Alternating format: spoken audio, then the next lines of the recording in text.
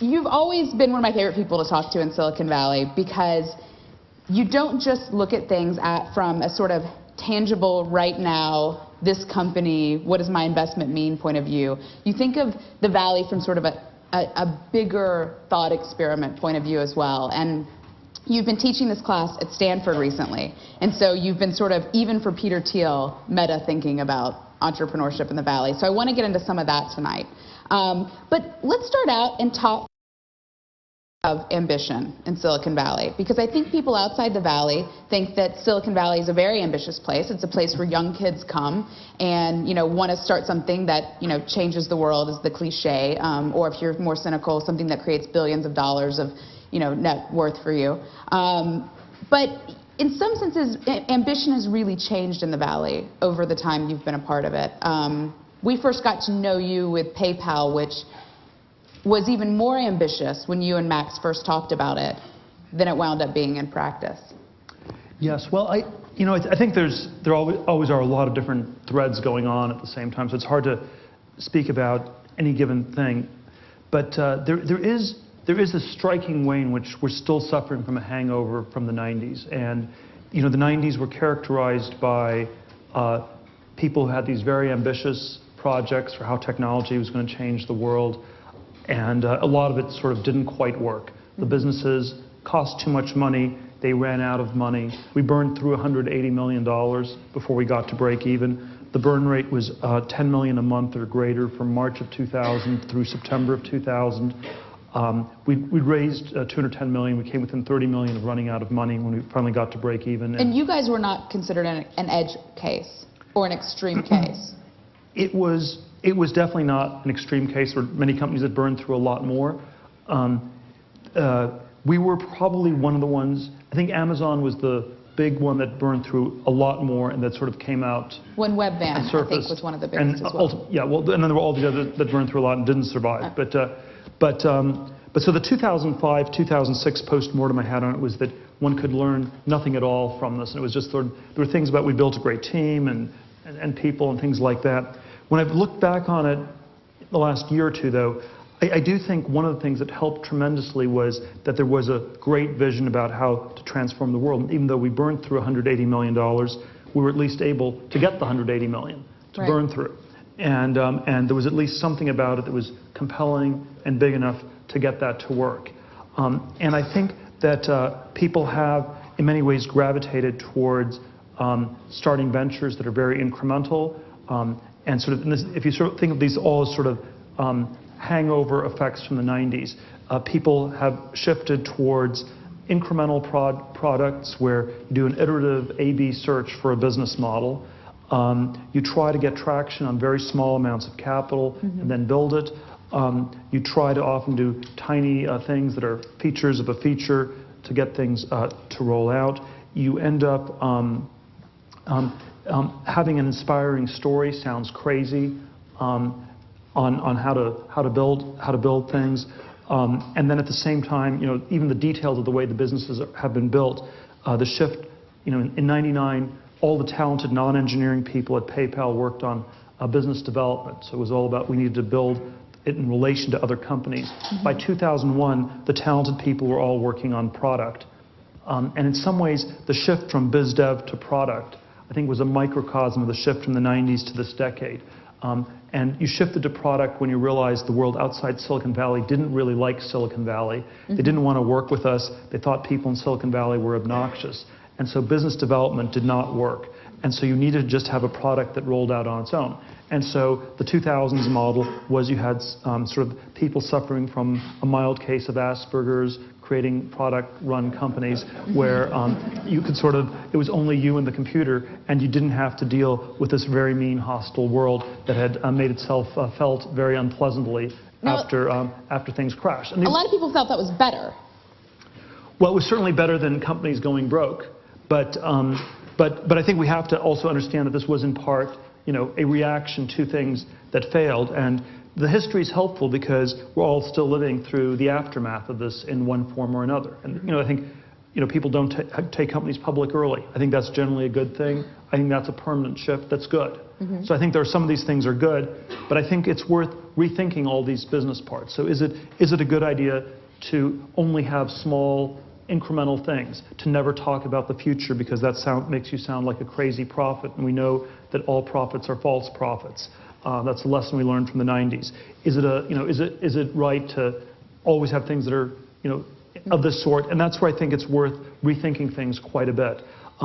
If you frame it on the other side, I think the great challenge people have in starting businesses today in 2012 is how do you build a critical mass of people that are really talented, and so I sort of always like asking a few pointed questions to people who are starting businesses. So the intellectual question I always like to ask people is, tell me something that's true that almost nobody agrees with you on, which is always...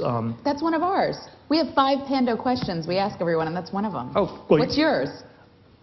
Sorry. What's yours? What's your answer? My answer? Oh, my answer to my question? Yeah. Well, it's my question. It's our question as well. Well, this will... I mean, to be fair, we've published it now about 60 times, so... Okay. I think you took that from me. I don't know. I think we have I probably precedent on this. But I have many answers to it. It's always an uncomfortable question to answer because you'll sort of end up offending people. But I'll give sort of the answer always takes the form of I believe the truth is X, but most people believe not X, or most people believe not X, but the truth is X. And so most people believe that this is an easy question to answer, and I believe it is a really hard question. And I think originality is deceptively hard. People think it's easy to be original, it's easy to be creative and different. All you have to do is wear black clothes and you're an artistic person. That's what I've done here tonight. I think you just went off on me in a Peter Thiel way. But you have no pretensions to be an artistic person. No. So the I'm a capitalist so the correct thing is not to. Maybe I'm digging myself into a hole here. Better stop. But I think the question. I think that's actually a really hard question to answer. The business version of it is, what great company is nobody starting? And then the pointed sort of team building version of it. Whenever I have a few people who are in the process of starting a company, that I ask is, why will the 20th talented engineer, 20th talented person join your company when they can get paid way more at Google? They will have to work way less hard at Google. It will look better on their resume to go to Google. Why in the world would they ever join your company? You can come up with. The monetary answer is generally not a good one, because the monetary answer, that works in a few rare cases, but chances are that you won't at employee 20 have a business that's so robust and doing so well financially that it's a no-brainer to people to join it. If you think the equity piece, there's sort of the equity might be worth more, but it gets diluted. The 20th person doesn't get that much equity as a percentage, and so the answers that I think work are that somehow you are in a really unique business. This is the only place in the world where you can work on this incredibly important problem, and that's the kind of answer you want to give. So it doesn't necessarily have to be sort of debate scale or anything like that, but it has to, on some dimension, be a really important problem that at least some people think is the most important problem in the world. And those are the kinds of businesses that are unique. When they work, they end up being leaders in their respective markets. And that's sort of, I think, the general formula that works. And on the other hand, if you do something where you have 20 other people doing it, even though it might seem easy to start, it's extremely hard to build out. One of the big insights that I've had in organizing a lot of this material for the class is really thinking about competition, and sort of, people always sort of say competition is a good thing, and I think this is sort of a deeply untrue notion. And I think if you want to sort of frame it very simply, capitalism and competition are antonyms. People always think of them as almost synonymous, but they're really antonyms. You define a capitalist as someone who accumulates capital. And a world of perfect competition is a world in which there are lots of businesses that enter and the profits are competed away. The restaurant business in San Francisco is a very competitive business, but it's not capitalist. The airline business is very competitive in the US, but they haven't made any money in 100 years. It's not a capitalist business. And in technology, it's worth asking what kinds of businesses are there that are unique, where you have, you're doing something so unique that you actually have real pricing power versus where you're competing like crazy. Apple has real pricing power on the iPhone and enormous profit margins. People who develop apps on iPhones, you're competing with about 600,000 app developers.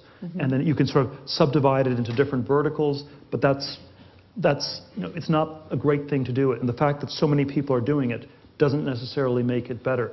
It makes it worse. And this intuition that that competition is somehow a good thing needs to really be rethought.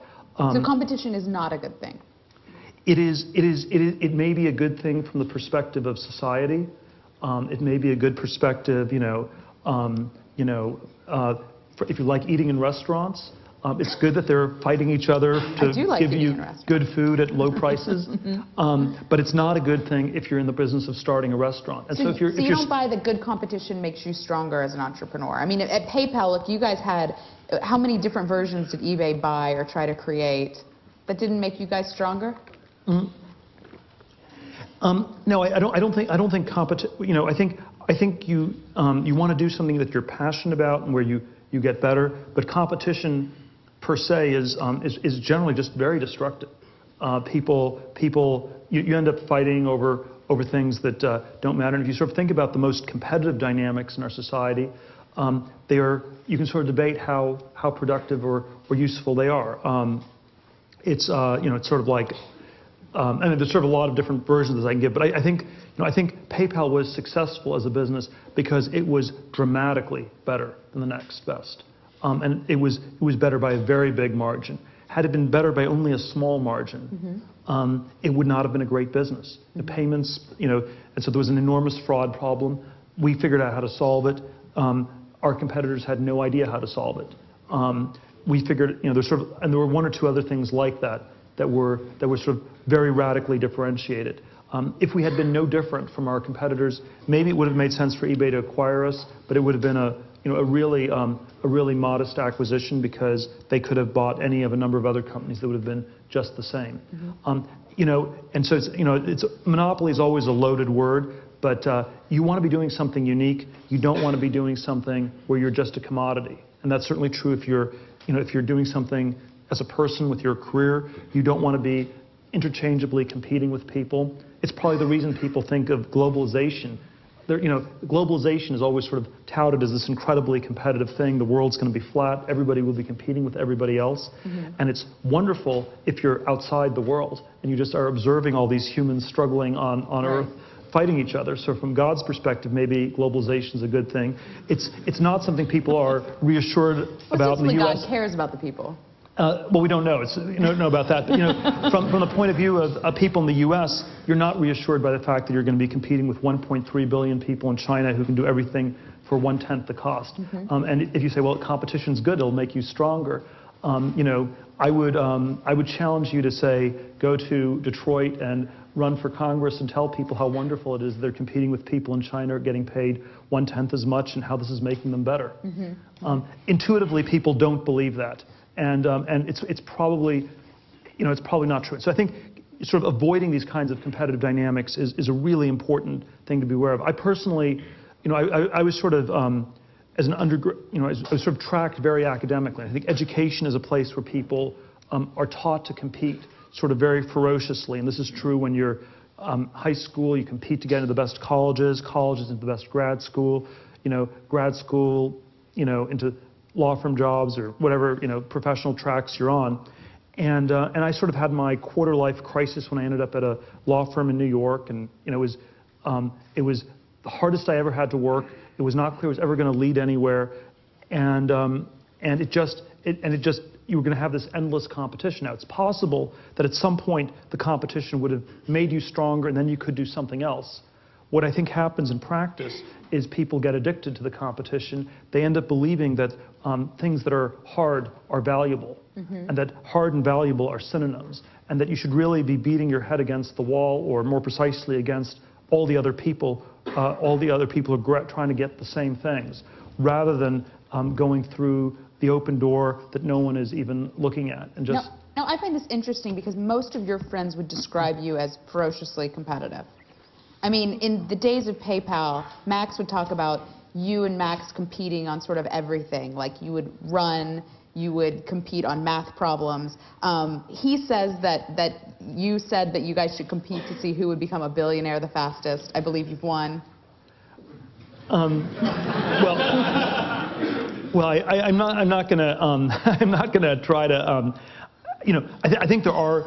I think that any time that I found myself in competitive dynamics like this, they're not healthy if they are the be-all and end-all of a given situation. And I think there are probably aspects of my personality that were competitive, and really rethinking that was an important part of the idea of starting a company, doing something that was different that other people were not doing. And certainly there are all these dynamics where there's some abstract sense in which you're competing in our larger society for things, but the specific things you are doing and working on, you're well served to find things that are extremely unique, and where you're not simply encountering a lot of doubles or clones that are doing more or less the same thing. I think the relationship with Max at PayPal, from my perspective, worked very well because we were very complementary. I was focused on the business side. He was focused on the engineering side. There were certainly ways we overlapped. We both wanted to be very successful. But I think being successful or changing the world is not necessarily the same as taking for granted that the game that people are saying you should play is the correct game. And so there are all these sort of, the standard anti-Rhodes Scholarship line is that these are all people who had a great future in their past. And it's sort of an odd question why people who get these very prestigious awards do not end up doing better. And my theory is they end up getting addicted to competition. And so they get something that was hard to get, but they keep trying to get hard things rather than getting valuable things. And we have to understand the hard and the valuable are possibly completely different. Are they different, or are they at odds? They are at least different, and in practice they're at odds, because if things are hard because of competition, they end up being not valuable. So again, getting to be the best restaurant in San Francisco, very hard. Very not valuable because the second best is still close enough that your profits are going to be competed away. There's the standard Kissinger anti-academia line, which was the battles are so fierce because the stakes are so small. You say, well, people are rational. Why would you have a fierce battle when the stakes are small? But it's a correlation. The stakes are small, so people have to fight for scraps. And so that happens a lot, and that's a dynamic one needs to really try and avoid. So would we be better off as a country if we had more monopolies? We would be better off if people focused on doing unique things rather than if people tried to do things that were undifferentiated in various tracked ways of one sort or another. Obviously, monopolies are bad in a static world. But if the trade-off is people developing unique technologies and getting recognition for this, either through a patent system which doesn't work terribly well, or through business models where they can capture some of the value, that's a much better society where people are innovating, creating new things, capturing some of the value for what they've created, rather than one where everyone's trying to do the same thing, which is probably a static society at the end of the day. So just to get back real quick to this whole notion of ambition, I mean, I agree with you about that we're sort of in this hangover. I mean, Mark Andreessen says it's sort of the internet generation's Vietnam. I mean, one company goes public and everyone says it's a bubble and just loses their mind. But one thing that seems to have come back is this land grab mentality, is this first mover advantage mentality, where you see, you know, if you think about how Yelp rolled out, it was a business that was going to take multiple small network effects, and it did in a very different way than, say, Webvan did. It was, let's prove it in San Francisco and be small. You know, now you have, you know, companies like Uber that are already expanding in Europe. I mean, there's this whole obsession with, oh my God, the Sommers have cloned me, I've got to go to Germany now, versus, you know, focusing. And I think Groupon was, you know, the first startup I had ever seen that went so aggressively internationally so quickly and didn't particularly go well for them. I'm curious what you think of the first mover advantage of that land grab mentality in entrepreneurship, and if culturally, how that ties into what we talked about ambition and sort of starting small, because it definitely seems back in some way. Well, I think the valuable tech companies are not the first movers or the second movers, they're the last movers. You know, Microsoft is a valuable company because it has the last operating system, and Google's valuable if it's the last search engine, and you can sort of think of the, you know, various other companies in different categories. Say Facebook. Can't speak about Facebook, but various companies are valuable if they're the last in their category. And if you look at and this is always, the intuition is always that the value gets created, you know, very, very quickly. But the reality is that most of it gets captured over many decades. We did this sort of exercise at PayPal back in March of 2001, and it was sort of a financial modeling exercise and we've been in business for 27 months at that time, and we looked at sort of you had a high growth rates like 100%. You looked at discounted cash flows. You used a high 30% discount rate. It turned out that about 80% of the value of the business was in years 2011 and beyond. We'd only been in business for 2 years, and most of the value was in the 2010s and beyond.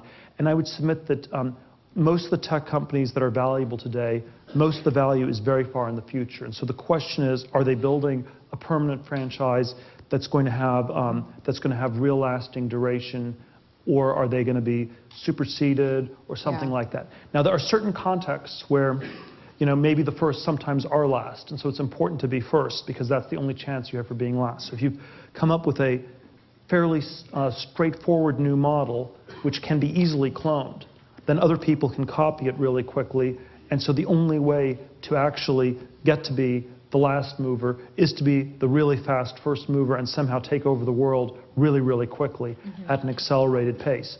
My preferred way to go about it would be to try to start businesses that the Samwer brothers cannot clone. And so I would say sort of another test would be, you know, yes, we can sort of take over the world incredibly quickly before we can prove the business model. To some extent, PayPal felt like we had to do that.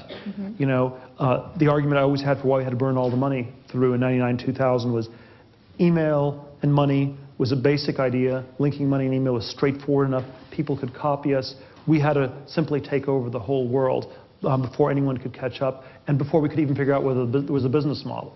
So we had the sort of the extreme version way I articulated in 99 was we had a choice. We could either prove we had a business model or we could take over the world, but we didn't have time to do both. So we had to first take over the world and then later on figure out if we had a business. Did you make the right choice? I think it worked. I think in retrospect, we didn't have to burn through as much money as we did because there was definitely a unique technological advantage with the anti-fraud stuff that Max built and some of the other systems we built around that. And I think also one thing that was actually easier in 99 than today was the internet was much smaller. There were far fewer people on it. So taking over the world, you know, it was like getting to a few million users was like you had a significant percentage share of the early adopters, and you were well positioned to take over the world, whereas the world's become a much bigger place. Right. So that's actually, it's become sort of a harder thing to take over, and that's why I think I'm still somewhat nervous about those as business models today. And I'd focus much more on the question, you know, why can't it be cloned? And you know, there definitely are a number of businesses in Silicon Valley that have not been cloned by the Samwer brothers, and I think those are systematically ones that are worth, you know, valuing more highly than ones that can easily be cloned. So you mentioned in working on this course, you've been rethinking a lot of things about the 90s. When we first met, when I was working on my first book, I asked you if you thought it was right to sell PayPal, and you said at the time that you thought it was. Do you still feel that way? Yes, although I'm less certain I was right about that. I think on the inside of these businesses, it always feels like things are really crazy, that things are crazier at your company than anywhere else. There's all the stuff that can go wrong. There are all these things that are just beneath the surface that are catastrophically dangerous. And I think this was actually really true at PayPal. But I think, and I think there was a sense in which if eBay could ever figure out what to do, they could replace our business in 7 to 10 days. It was just so dependent on them. It was, and there was no easy way to get rid of the dependency. Right. So it was, so it was a weird problem where you were on top of a platform, eBay, which was 2/3 of your market, and eBay was growing very quickly. So in practice, it wasn't going to be less than 2/3 of our market because we couldn't figure out ways to really diversify quickly away from a rapidly growing market. And so we were going to be dependent on them for, many years to come. And it was not at all clear that something else could not have been figured out. And it was a deal where there were tremendous synergies, in fact, between PayPal and eBay. So it was actually a tech acquisition where there were some really big synergies. I think most tech acquisitions, the synergies are pretty weak. So I still think it was the right thing. With 20/20 hindsight, you always have to answer these questions. There's always an ex ante and an ex post version. So there's one version which was as of July 2002 when we agreed to let eBay take us over. Was it the right thing at the time? It seemed really dangerous. It seemed like the right thing to do. There were a lot of synergies. It seemed like the right thing to do. Maybe we were overestimating the dangers, stuff like that. Not sure about it. Ex post. I think PayPal has grown a lot more. It would have been a very valuable business for us to have stayed involved with in a variety of ways. On the other hand, I think it turned out that a lot of the people who were involved with PayPal probably did better than they would have done had they stayed there. So I think ex ante it seemed right, and ex post I think it was definitely right. So let's talk a little bit about what everyone from those days has gone on to do. Now, if you were to, go back and look at, let's say, Yelp, YouTube, Slide, LinkedIn, 4 of the PayPal alum companies that I think about the most. Would you have thought that they would shake out in the order that they have? It's I don't well this is I don't have a it's not clear how one would have predicted exactly what was going to happen in all of these. I think that I don't want to sort of get into all the details. I think directionally they did better than one would have thought across the board. So I think there are at this point 6 companies started by former PayPal people that are worth more than the original PayPal business at the time of acquisition. It's LinkedIn. There's Yelp. YouTube, in 13 months, was from start to finish, was acquired for $1.65 billion by Google. There's Palantir Technologies, which I started with some of the ex-PayPal people in 2004. There's Tesla and SpaceX, which Elon ended up starting. So they're actually so I think the remarkable thing is that we had as many of these as we did, and then there are sort of a number of others that are sort of emerging as pretty good ones in their own right at this point. So everyone talks about the PayPal Mafia thing, and I know that you felt like after that Fortune magazine cover where you guys all dressed up as Mafia dons, that you told me the reason you agreed to it was you thought it was so ridiculous no one would ever ask you about the PayPal Mafia again, and yet I'm asking you about it again. Well, I think it's hard to know exactly what the right lessons from it are. I think that there was a degree to which the big lessons we drew from the PayPal experience was that you could build a great company and it was hard. And most of the time when people have been in very successful businesses, they've learned that it's not that hard. Which I think is probably one of the reasons so few successful companies have come out of Microsoft or Google. So there were probably, the PayPal had about 200 people on product and engineering at the time of acquisitions. It was all out of these 200 people. Google probably has 10,000, and even though I think in some ways they are more talented than the people we had at PayPal in terms of IQ or sort of academic ability or credentials or all sorts of things, the lessons they've learned are not ones that would actually translate into building businesses. And then I think a lot of people were involved in businesses that failed. And the lesson they drew, and it's always hard to know what lessons you draw from a failed company, but you typically learn that you did something wrong, and you typically think you took too much risk, so you end up taking less risk. And then you try something less ambitious, and maybe you succeed, but it's unlikely you succeed in a very big way. One of the, I think that's one cut. Certainly, at the time in 2002 to 2005, it was a great time for people to start internet tech businesses, which a number of people from PayPal did. Not too many people were doing it, so it was sort of had a contrarian feel to it. I think there were some very great friendships that were started at PayPal. Probably the most critical thing when people found companies is who do you work, who are the people you start them with, and a lot of these businesses were started by people. Yelp was Jeremy and Russ and Reed at LinkedIn started with a few different people. And they were all sort of started with like teams of people. Yeah, Chad and Steve. Chad and Steve and Jawed originally at YouTube, and I think that's actually worth thinking a lot about. How well do you know the people that you're starting a company with? It's one of the questions I often like to ask people when they're starting businesses is, how long have you known the person you're founding the company with? What's the history? And if it's like you just met a week ago at an event in San Francisco, and you thought it'd be cool to start a company, you went here to meet somebody.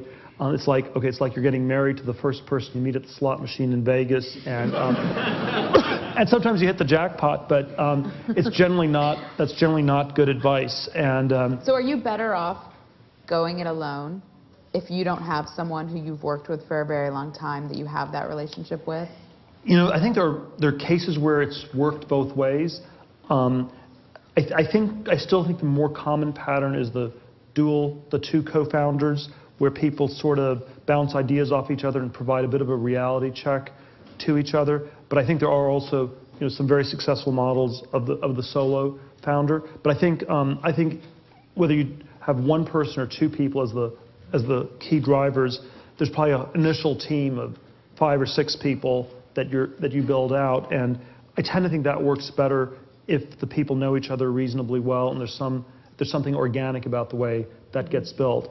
And so if you have sort of like, well, great idea, but I don't know anybody, that's like, from my perspective, almost uninvestable. Except for me. Well, yeah, but I'm not falling for that anymore. What's your role at Palantir, and why was that an idea that made you want to be a co-founder? I mean, there are many companies you've been heavily involved with since PayPal, not enough that made you really plunge in. Well, we thought that there was, so Palantir Technologies is a sort of a data analysis tool. It leverages some of the insights we had from the fraud technology at PayPal. We started as a summer project in my office in 2004, and it was I tend to think of it as like the first big data company, and it's been used sort of by it's used in sort of a government defense context. It's been used by large businesses to sort of detect fraud and figure out all sorts of things you can do with data. I thought that this was an important problem that was not going away. I thought the terrorism problem struck me still very acute in 2004. I think it still is in some ways. I believe the low-tech solutions were all bad. You could basically have incredibly intrusive things where civil liberties would be abrogated, or you could do nothing, in which case you'd have another terrorist attack, and then civil liberties would be abrogated. So from a libertarian perspective, I believe that we needed to tackle some of these problems using technology to figure out patterns of who the terrorists might be. rather than using the extremely low-tech systems we had which didn't really catch the terrorists, and we're simply setting ourselves up for something even more draconian. And that sort of was the philosophical frame, and then but then I think the specific part was, it also seemed like a very important problem to solve. I thought that the U.S. couldn't take over the whole world and make it peaceful, and we couldn't be defensive and secure everything in the U.S. And so, if the world wasn't going to blow up, we had to figure out a way to do this. And I think we are headed towards a more transparent world. There's things about this that are good and bad, and it was sort of, I thought that if I could be involved in building one of these companies, I could maybe shape it in a way that would be more good than bad. And we want to have transparency, but still respect for individual rights and liberties, versus but the opposite of transparency, it's not always privacy. Sometimes the opposite of transparency is criminality. Right. And so if in a transparent slogan world, the slogan is something like Google's "Don't be evil." In a non-transparent world, the slogan that I think a lot of businesses and some of the venture capitalists that we think of as competitive to us would have been something like "Do a little bit of evil and don't get caught." And I believe that is that was the business slogan for an awful lot of businesses in the 80s and 90s, for a lot of investors. And the problem with that sort of world is that it's a world where the people who end up running businesses or running government end up being borderline sociopaths, psychopaths. I think when people look back on the world from the point of the year 2050, they will say that one of the craziest things in our society was that something like 2% of the population is sort of borderline sociopathic, psychopathic, but the leaders, the business leaders, the political leaders, that percentage was something like 30 to 50%. And you ask, how in the world could you have such a crazy society where you had the bad people making all the key decisions? And I think it was because it was not that transparent. I think as our society becomes more transparent, that is going to change. I think that's going to be an incredibly valuable shift. So anyway, this is a long... just a truism that sociopaths tend to be the ones who run the world. They grab power. They're good at manipulating people. They're especially they're really good at it when people don't know that's what they're doing. And so to the extent it's made more transparent, it becomes much harder for people to do that. And I think that is a big part of the shift that we're seeing. And that's one of the reasons I'm very optimistic about a more transparent society being fundamentally a better society, even though there are all sorts of aspects of it that are uncomfortable and problematic and disturbing. But I think the privacy that is being lost is I believe and hope is more than offset by sort of the evil pseudo criminality that is being stopped, starting with corporate governance. Right. I want to talk about two more topics, and we'll open it up for questions. So if anyone's thinking about them, or if you're not, think about them. It seems that Founders Fund really made a switch at some point along the line, and maybe it seems more dramatic from the outside than it does on the inside. But you guys were so early to the Web 2.0 movement, and you invested in companies like a lot of the PayPal Mafia that we spoke about, and the company that shall not be named. And then there's a manifesto on the site of, we wanted flying cars and we got 140 characters. Now, a cynic might say, well, when no one else was investing in things that were like 140 characters, you were investing in things that were like 104. I mean, was Slide much more substantial? Was Yelp much more substantial? I mean, was there a shift in thinking, and did it just have to do with market opportunity, or did it have to do with something that changed inside of you? Well, I wouldn't exaggerate the shift, and let me say one thing. I think Twitter is a great business. I think people are too negative on it as a business. I think there are questions whether it's going to, and I think the people who are working there will have jobs in 10, 15 years. The company's going to be around for a long time, and I think they have an incredible franchise.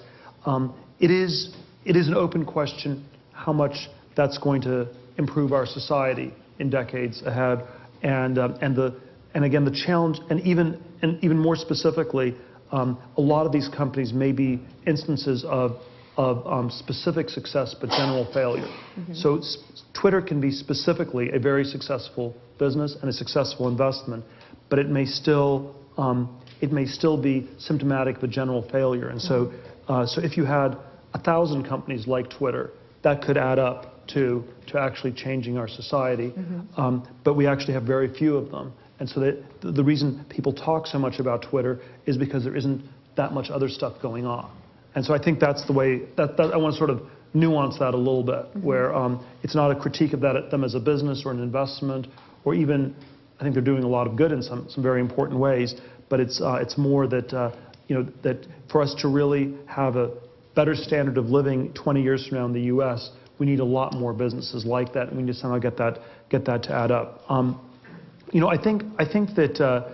I think we still are doing a lot of sort of consumer internet investing. We were just in the last 3 years, we were investors in relatively early investors in Spotify. We were investors in ZocDoc. We're investors in Practice Fusion. We're investors in Votizen, which is a sort of a political company that's here in the audience in the front row, and you should talk to Jason here. So. I think he's on one of our lists. We do these weekly lists, and we're doing one on Webizens. And so there sort of are quite a number of these businesses we've kept looking at. It's probably still been something like 50 to 60% of our portfolio has been allocated towards that. And then we've also been looking at all the other verticals. It's mostly been computers plus something. So computers and biology, bioinformatics, computers, and there was sort of SpaceX had a big computer technology link. And what is striking is that almost all those areas are ones people are just not looking at. They are, they definitely feel somewhat more contrarian. Whether they're good investments is somewhat of an open question. So I think you want to be both contrarian and fundamentally right. You're obviously a noted contrarian. Are you contrarian for the sake of being contrarian, or do you happen to see things differently than other people? Let me. I don't think it makes sense to be contrarian for the sake of being contrarian, because that assumes that that people have well-defined views. And I think one of the big things that shifted is people have no opinions anymore. So, during the bubble economy, we had a series of bubbles. There was the tech bubble in the 90s, and it was good to be somewhat cautious about sort of the psychosocial mania. And there was, a housing bubble in the last decade, and it was good to be nervous about the psychosocial mania around housing. I think we still have pockets of that. So the only bubble that I think is left in our society is the education bubble. Although I'm not even sure it's contrarian to be questioning education, because I found that an awful lot of people have agreed with me. So so it's sort of and but at any rate, which may suggest we're sort of at the very tail end of the education bubble. But I think there are almost no bubbles left, because people don't believe in anything anymore. And so to be contrarian in a world where people don't believe in anything is to actually think about things, to have well-defined beliefs, and to anchor that. So so I think the way to be contrarian is to think for yourself. Wow. Let's talk a little bit more about education. It's interesting that you say most people agree with you. I think the story that I did about the education bubble and TechCrunch was the most trafficked thing I ever wrote for TechCrunch, and there were a lot of people who were ostensibly really angry about it. Do you think that? Did you count the percentages though, or did you count how many were favorable versus unfavorable? Well, so for us, it was definitely highly favorable. But I think that we were focusing on technology, where most people have a bias of, dropping out of school is okay. So yeah, I think it's it's like I don't want to say that I think I'm right about it, but I'm not sure I'm not sure it's that controversial a position to take. I had a debate in Chicago, and it was sort of a well-educated audience. Lots of people were in grad school or going to grad school. It was one of these intelligence squared things. They had a vote. We sort of narrowly lost the pre-debate vote. We did better. We won the post-debate vote, but it was still it was sort of an audience that we would have not thought of as being very friendly. The question was worded in sort of a mean way, which was resolved, too many kids are going to college, which sort of always sounds like you're sort of want to sort of just, not give people opportunities. And it was still a majority, a plurality of the audience ended up on our side at the end of the evening. So, I think there are sort of a lot of questions about it. In thinking about the education topic over the last year and a half, there's a lot of questions about what it is that people are getting with education. And the initial thought I had was that it's some combination of an investment and a consumption decision. You're investing in your future, you're learning things that will make you better, and then it's a consumption decision because at the same time college is like a 4-year party, or getting an MBA is a 2-year vacation break from work. And so it's sort of this great combination of investment and consumption at the same time. And that's sort of similar to people buying a house with a swimming pool, where you could say, look at how much I'm saving, and then you're consuming by saving. So there's sort of the same contradiction as with housing. But what I've come to think in the last year and a half is that most people don't really think of it as either an investment or consumption decision. And the financial product closest to is that it's an insurance product. And people are basically investing in education to buy insurance so they don't fall through the big cracks that exist in our society. I think it's a bit of a cop-out, because we should be asking questions why the cracks in our society are so big.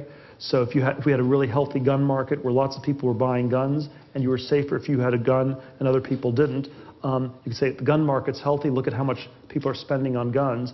But we should also ask questions, why is our society so unsafe? And I think there's an analogous question with education. If people are spending 4 times as much after inflation to go to college as they were in 1980, and you have this escalating arms race to spend money on it, what's gone wrong in our society with that? So that's the insurance problem.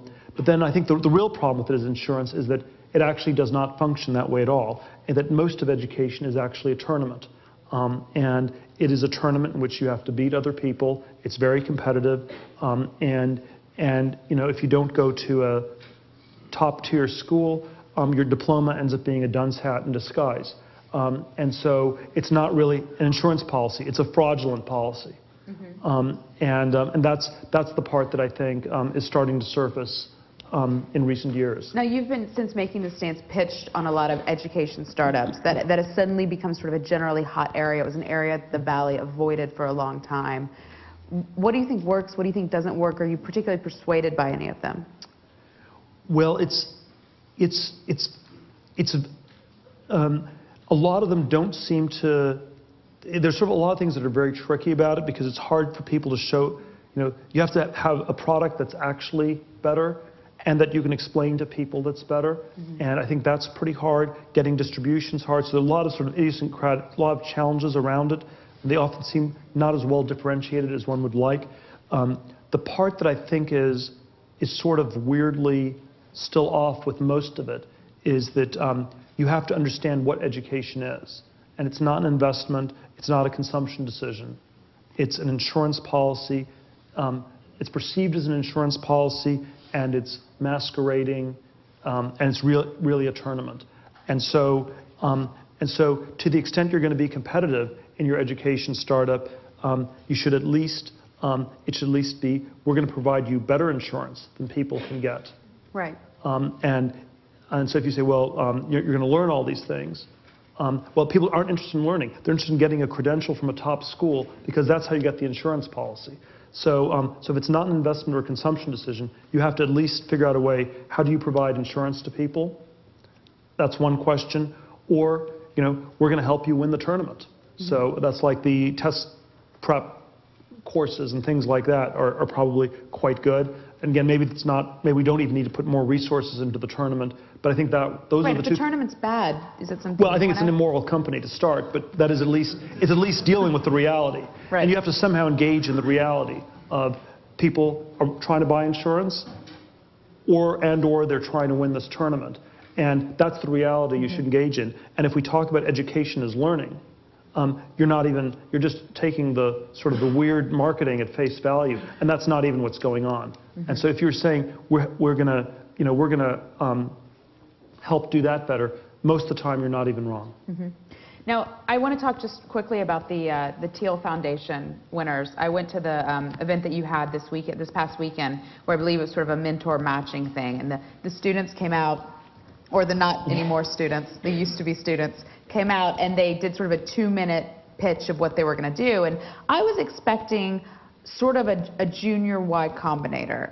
You know, when we would do Disrupt at TechCrunch, we just would get so many social and badge companies, and we'd winnow out a lot of them, but that would still dominate because that just seemed to be what people really wanted to do. And I was floored because, first of all, I was at the Palace of Fine Arts, and it looked a little bit like a high school auditorium stage. And these, you know, varying degrees of sort of awkward or just young-looking kids would come out, and it looked a little like, you know, I was watching a recital or something, and then they would get to the podium and they would say things like, I'm going to solve global warming and some other problems along the way, or I'm the youngest kid who's ever achieved nuclear fission. I mean, getting back to ambition. I mean, I love this one. The 14-year-old who, figured out how to build a nuclear bomb when he was 14 years old. Right. I mean, the level of ambition, getting back to our theme, there was a Nigerian-American kid who had these smartphone glasses that were amazing, or a drawing for them. I mean, these were, I feel like not in your company, like these kids would not be taken seriously in most places in the United States, let alone the world. Did you consciously look for things like that? And is it important that their ideas work? Is it important that they can achieve these things? Or is the ambition what's important? Well, it's you know, I don't want people to fail. I think I do think failure is always very problematic. I think that you know, I think it's a problem. I mean, I think it's a problem even for, you know, for unambitious ideas, because a lot of them fail. And when people fail at unambitious things, it still is psychologically damaging, and there's this path dependency to it. So I think it's actually, you know, I don't think sort of failing is a free option. It's very important for us to sort of define things the right way. And the way we've defined the program is that people will have 2 years to sort of explore a number of opportunities around that. They can try to start a business, they can try to do something on the nonprofit side, they can figure out ways to work with other people. But the threshold for success that we've defined is very low, where it's just you have to have a better experience than you would, and learn more than you would if you had continued your college education. So it's very focused around them. Well, it's focused around we sort of match them up with mentors, and sort of encourage them to work on various things. But it's not, there's no sort of, you know, we don't really have well-defined benchmarks or things like that. We'd like people who have, you know, really big ideas about how to change the world, but you never want that to be sort of a strange, you know, obstacle that, you know, sets yourself up for failure. Mm-hmm. So you've said that when you were thinking about doing this program, you also thought about maybe starting a university. I mean, it sounds a little bit like what you're describing as sort of a Peter Thiel university for well, people. I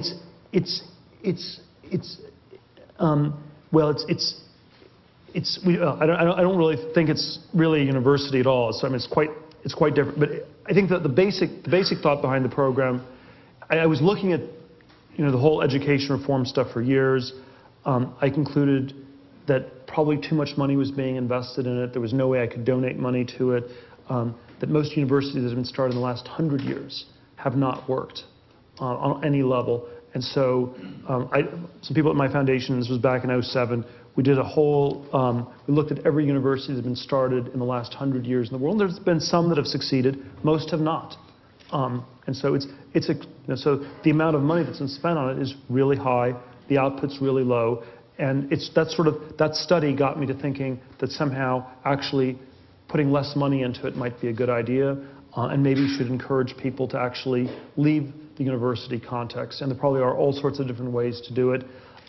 We decided to focus on very talented people who are young enough to sort of make choices about different things. I think when people are 18 or 19 years old, they're often making choices for the rest of their life. They're not aware they're making these choices, mm-hmm. but they're sort of silently defaulting to it. And so, you know, and And so I think it's a really good time for people to rethink things. I went to college, I went to law school, but I think if I had to do one thing over, I would have liked to spend more time thinking about what I was going to do with my life. And I think in some ways the education system has become a substitute for thinking about the future.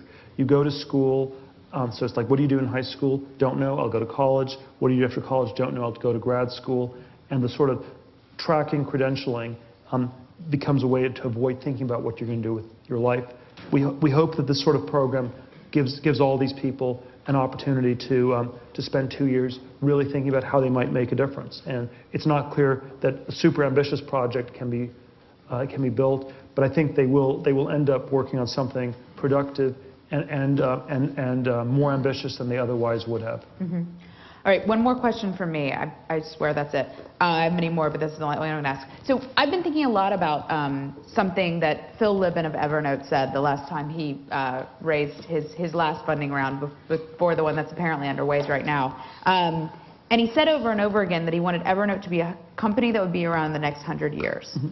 Do you think any technology or consumer web company will last 100 years? Because there seems to be such an aggressive young eating the old.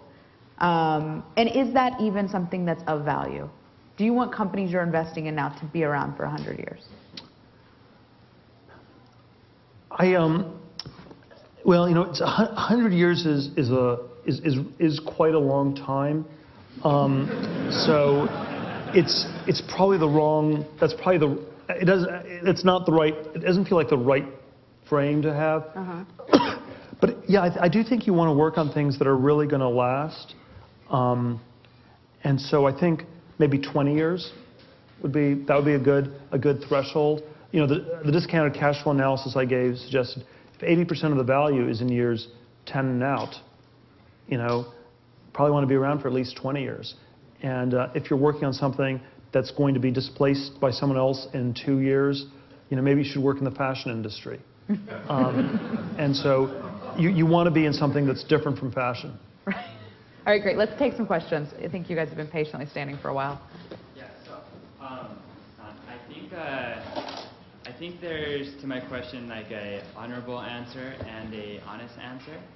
But my question is, when you're considering an investment, how much do you look at the individual as opposed to the idea? What's the ratio there? It's, I think we like to have both. So I think the individual is more important than the idea because you can't change the person, but you can change the idea. But ideally, you have both. How much was that the case with, say, Facebook? Can't talk about Facebook. What was vote? Both. Wow. All right, Peter does have to get to another engagement, so let's try to cycle through a couple questions. Let's do. I'll give quick answers, but let's do 5 or 10 questions. Yeah, let's try to get through as many. You want to do one from this side? I'll give fast, succinct answers. I assumed all these people standing were just burning with questions. Let's do another one here while you. But I have more questions if no one else does. There's microphones, guys. Go to the microphone. It's right there. Okay. Peter, I have a question. A lot of your focus has been about investments in young people and young people starting companies. I'm curious what your thoughts are about businesses focused on the largest demographic that's growing rapidly, people over the age of 50.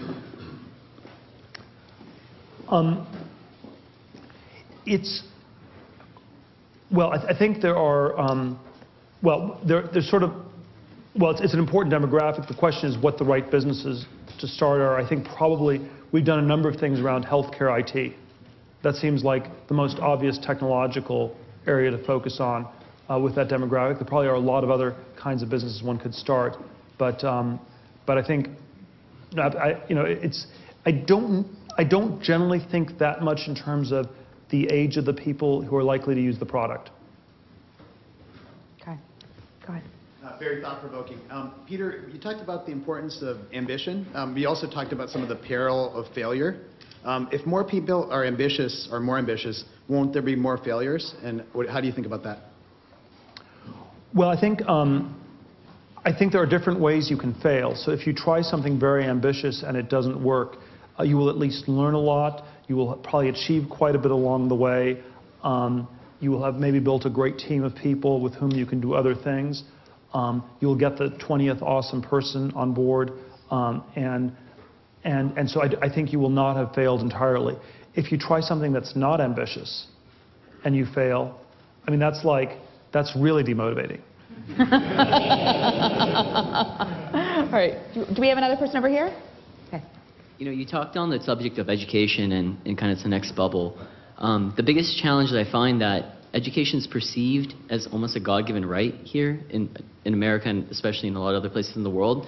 How can business really kind of position itself to revolutionize that industry when there aren't any really business models, you know, given that context? What are your thoughts on what is a business model that could truly disrupt education and position us for the future? No great opinions on that. I think it's probably figuring out ways to substitute the credentialing process, or to substitute, some of these things. So if people are buying insurance, how do you give them a credential more cheaply, for example? But again, the network effects, all sorts of complicated things around that. Go ahead. I have two questions. One is, what's the most common question asked by your students? And then the second one is, how important do you think emotional maturity is, especially for these young kids that are putting these noble ideas of changing the world above happiness? Yeah, I don't know if there are any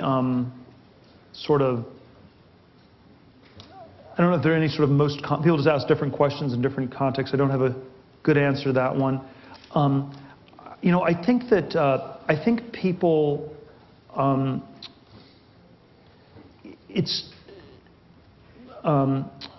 don't think there's a right or wrong age at which to be an entrepreneur. I think people can be very successful entrepreneurs when they're under 20. I think they can be successful if they're over 50.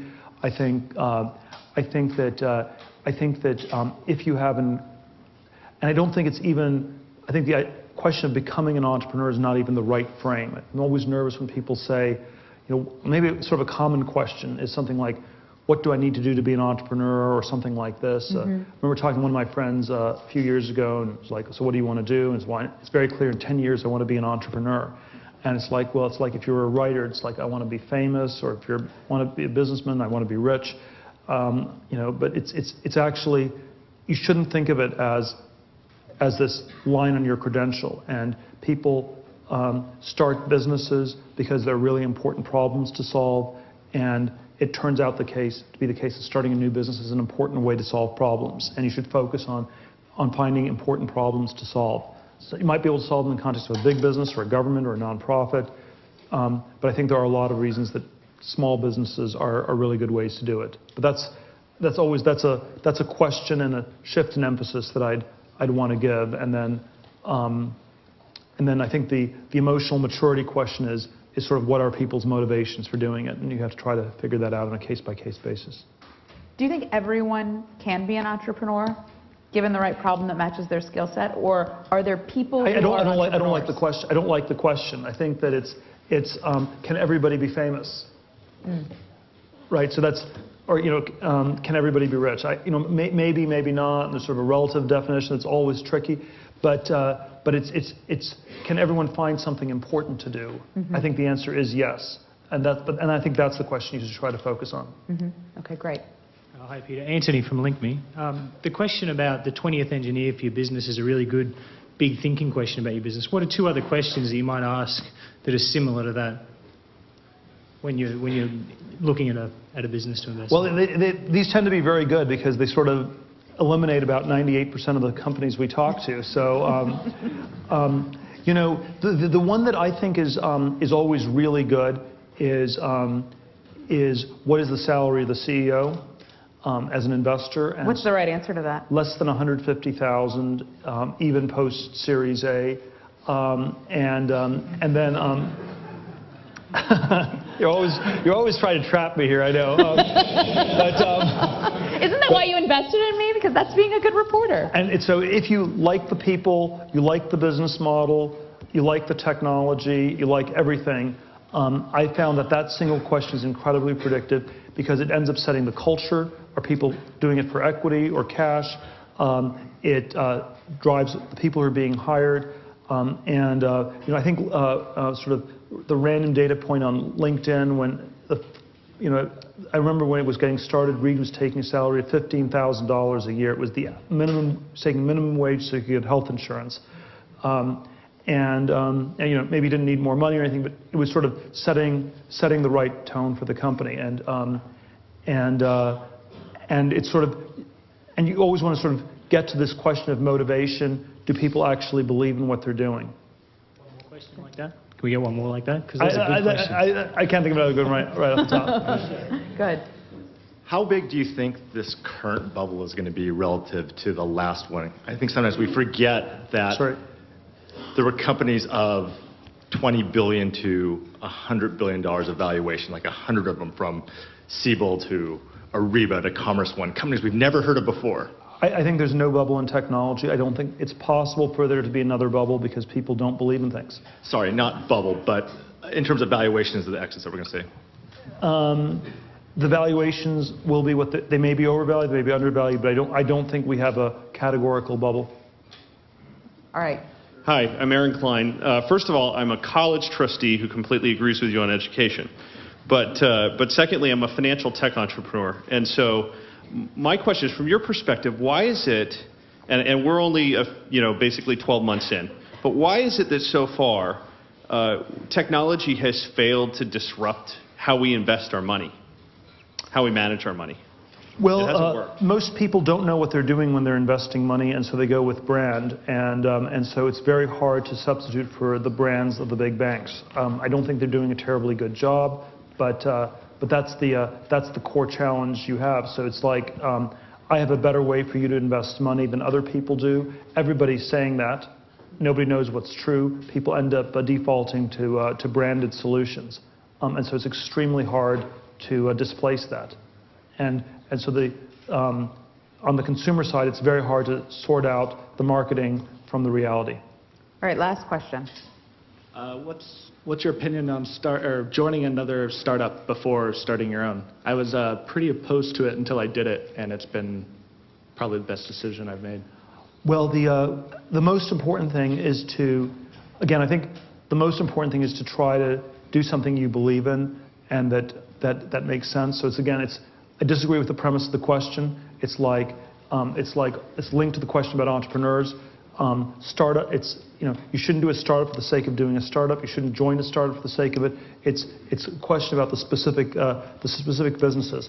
What I think is true, I'll make one sort of economic scaling financial point, is that if these things work, they can work incredibly well, and it's sort of a power law type thing. And so if you think of it as the economic version of this is always as well, you're much better off starting your own company because you'll have a bigger percentage stake in it than if you join a company later on. And the reality is that the range in outcomes is so much bigger than the range internally. So it's actually much more important to figure out what the right company is. And building a business from a valuation of 1 million to 10 million is as hard as going from 10 million to 100 million, and that's as hard as going from 100 million to a billion. And that's as hard as going from $1 billion to 10 billion or 10 billion to 100 billion. I think going 100 billion to a trillion gets harder because you run to limits on the scale of the world. But it's a power law function, and people don't understand that it's a power law. And when you don't understand that, you think, well, all that matters is that I have a large percentage at a starting point of the business. That's sort of a crass economic cut.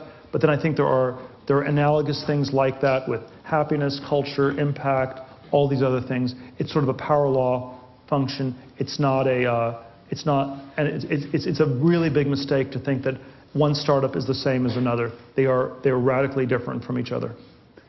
I meant more on what you learn by joining another company. Can that beat out your?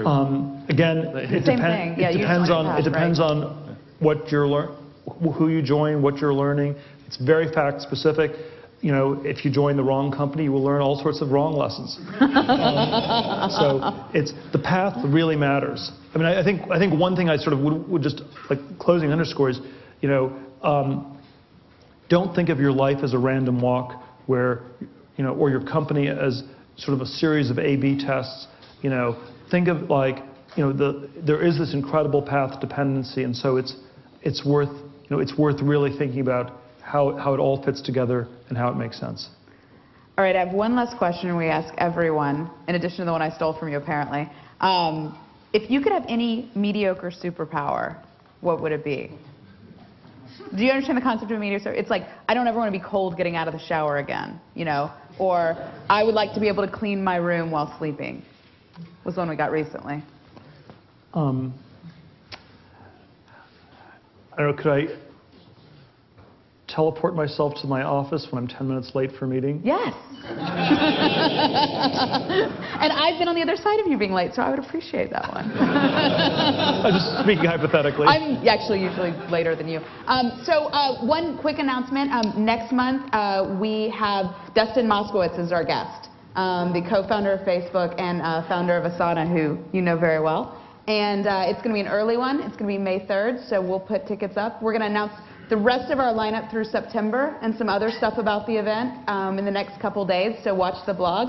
And everyone, stay, drink beer, have pizza, and find your next co-founder that you can get to know for years before starting a company. And everyone, seriously, huge hand of applause for Peter Thiel.